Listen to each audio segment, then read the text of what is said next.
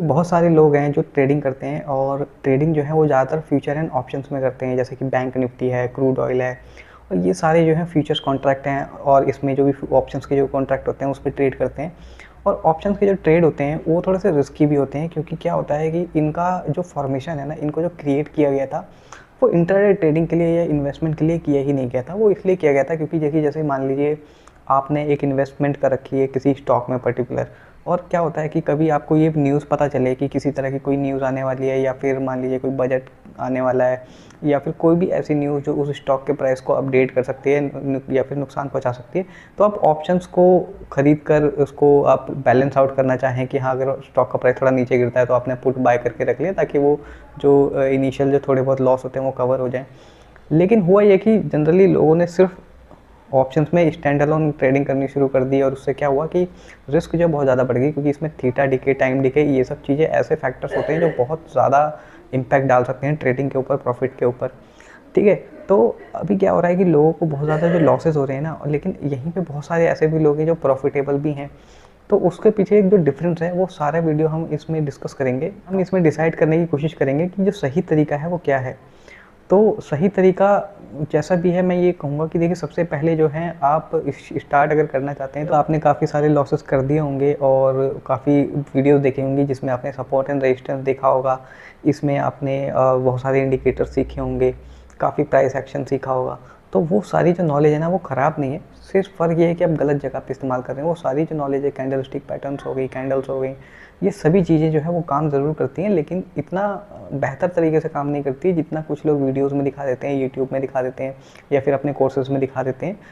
दरअसल क्या होता है कि इनको अप्लाई करने का एक पर्टिकुलर तरीका होता है। जैसे कि मान लीजिए एक सपोर्ट एंड रेजिस्टेंस है, आप रेजिस्टेंस पे आपका जो प्राइस चल रहा है वहाँ पे किसी तरह का कोई कैंडल स्टिक पैटर्न दिख गया तो एक डबल कन्फर्मेशन हो गया। अदरवाइज ऐसा नहीं होता है कि आप इनको स्टैंड अलोन तरीके से आप इसको ट्रेड कर पाएँ। तो देखिए क्या होता है कि अगर इसको सही तरीके से स्टार्ट करना है तो उसका स्टेप बाय स्टेप प्रोसेस है।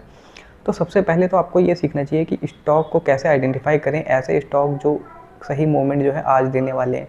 उसके पीछे कोई न्यूज़ हो सकती है, जैसे कि मान लीजिए कि कभी कोई पर्टिकुलर न्यूज़ चल रही है कि ये पर्टिकुलर कंपनी है, इसका बिजनेस जो है बहुत अच्छा जा रहा है, सभी लोग उस बारे में बात कर रहे हो, या फिर कोई फंडामेंटल के अलावा कोई उनका कोई रिजल्ट उन्होंने डिक्लेयर किया हो, या फिर ऐसा हो सकता है कि जो प्राइस एक्शन है वो काफ़ी अच्छा दिखाया जा रहा हो उसमें। तो इन सब चीज़ों में से कोई सा भी आपने जब स्टॉक सेलेक्ट किया है तो उसको भी आप इंट्राडे में आप सिलेक्ट कर सकते हैं और उस पर ट्रेड कर सकते हैं। ठीक है, तो अब जब आप उसको ट्रेड करते हैं तो यही जो पैटर्न्स है ना, यही सब जो आपने प्राइस एक्शन या जितनी भी चीज़ें आपने सीखी हैं, उस पर रिजल्ट जो है वो बहुत अच्छा आ जाता है। उसके पीछे मैं रीज़न बताता हूँ। देखिए क्या होता है कि जो फ्यूचर एंड ऑप्शंस होते हैं वो जनरली एवरेज होते हैं। बैंक निफ्टी जो है, कुछ बैंक के जो स्टॉक्स हैं उनका एवरेज है, तो ज़रूरी नहीं है कि आपको वही सेम रिजल्ट आपको प्राइस एक्शन में देखने को मिल जाए बैंक निफ्टी में, जो जनरली जैसा होना चाहिए। लेकिन जो स्टॉक्स होते हैं उनके जो मूवमेंट्स होते हैं वो पर्टिकुलर बायर्स एंड सेलर्स जो है उस पर्टिकुलर स्टॉक के हिसाब से चला रहे होते हैं। तो जनरली चांसेस होते हैं कि वो जो है आपका जो प्राइस एक्शन है वो ज़्यादा बेहतर काम करे। महीने में 1-2 बार ऐसा होता है कि जो ऑपरेटर की कैंडल्स बहुत ज़्यादा आ जाती हैं उसमें, जिसकी वजह से जो है उसके प्राइस के जो मूवमेंट्स हैं वो काफ़ी इम्पैक्ट कर सकते हैं। लेकिन वो महीने में 1-2 दिन ही होते हैं। अगर आपका टाइट स्टॉप लॉस है तो 1 या 2 दिन अगर आपका स्टॉप लॉस हिट भी हो जाता है छोटा सा, तो कोई बड़ी बात नहीं है। आपको सिर्फ करना ये है कि हमेशा स्टॉप लॉस जो है टाइट रखें। प्रॉफिट के जो टारगेट हैं वो हमेशा बड़े होने चाहिए। तो मुझे ऐसा लगता है कि अगर ये सब चीज़ों का ध्यान अगर बहुत अच्छे से रखा जाए तो ओवरऑल लॉन्ग टर्म तरीके से बहुत अच्छा प्रॉफिट जो है वो बनाया जा सकता है। बिल्कुल, होता क्या है, एक सेट ऑफ पैरामीटर्स होते हैं जिस पे बिग प्लेयर्स जो हैं वो काम करते हैं। तो अगर आपको उसको समझना है तो एक जो मैंने करीब करीब 1-1.5 घंटे की वीडियो उसमें डाल रखी है, अगर आप उस वीडियो को देखते हैं, उसके अंदर मैंने बताया हुआ है कि बायर और सेलर जो है मूव कैसे करते हैं, वो अपने मोमेंट्स कैसे डिसाइड करते हैं कि किस तरफ जाना है, और आपको सिग्नल कैसे मिलेगा कि अब एक बड़ा मूव आने वाला है। तो वो सारी जो चीज़ें हैं वो प्राइस एक्शन, वो मैंने सिखाया। वो वाला प्राइस एक्शन नहीं है कि वो सपोर्ट है, रेजिस्टेंस है। मैंने ये दिखाया है उस वीडियो में कि कैसे आपको पता चलेगा कि अब जो है सेलर्स की जान निकल चुकी है, अब बायर्स का आना लगभग तय है।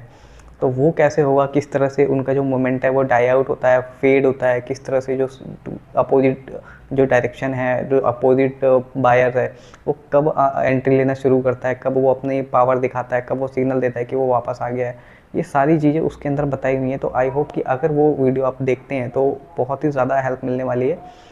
बाकी मैं यही कहूँगा कि आप अगर शुरुआत करना चाहते हैं स्टॉक से करोगे तो मुझे लगता है कि बहुत अच्छा बेनिफिट मिल सकता है, क्योंकि कई बार आपने देखा होगा कि जो फ्यूचर एंड ऑप्शंस होते हैं उसमें 700-800 पॉइंट तो कभी भी ऐसा नहीं होता कि हर रोज़ मूव हो रहे हैं, लेकिन उसके बावजूद भी लोग जो है दिखाते हैं कि 8 लाख 10 लाख रुपए का प्रॉफिट बना लिया है।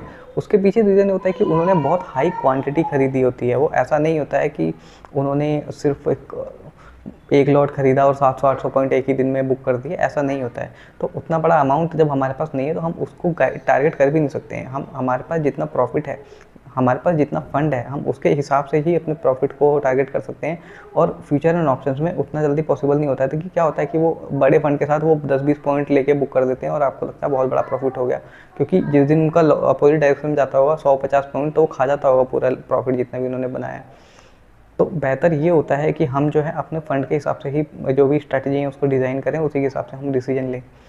तो आई होप कि वो जो वीडियो है जो मैंने सजेस्ट की है आपको, और वो उसका लिंक जो है डिस्क्रिप्शन में भी होगा, वो बहुत हेल्प करेगा, वो आप ज़रूर देखना उसको। Thank you.